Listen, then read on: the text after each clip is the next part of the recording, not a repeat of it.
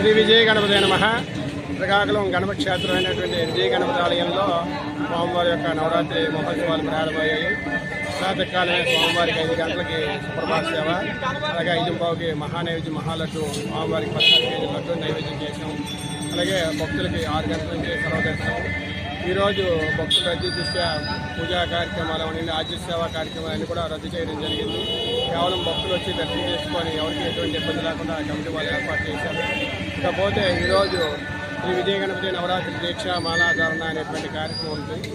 ఒక్క భక్తులు గణేష్ మాల వేసుకొని స్వామివారి ఆశీస్సులు పొంది 9 రోజులు కూడా పూజా కార్యక్రమాలు నిర్వహించుకొని 10వ రోజు ఉదయం అష్టద్రవ్యాలతో గణపతి హోమం నిర్వహించుకొని సాయంకాలం సాంప్రదాయబద్ధంగా పల్లకీ సేవలో స్వామివారిని నాగావళి నదిలో నిమజ్జనోత్సవం జరుగుతుంది. అలాగే 9 రోజులు కూడా స్వామివారికి ఉదయం పూట రజిత వినాయక విగ్రహానికి పంచామృతాభిషేకం, ఆ తర్వాత స్వామివారికి ప్రత్యేకంగా తయారు చేసిన వెండి తమలపాకులతో 1008 తమలపాకులతో స్వామివారికి సహస్రనామార్చన ఉంటుంది.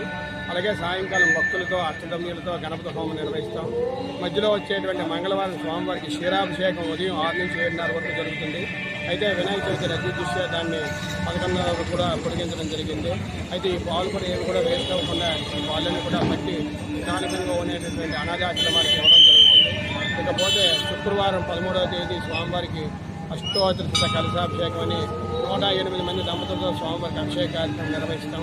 ఇకపోతే 15వ తేదీ ఆదివారం స్వామివారికి అత్యంత వైభవపేతంగా బెంగళూరు నుంచి తెప్పించినటువంటి పుష్పాలతో పుష్పయాగం అనేటువంటి నిర్వహిస్తాం.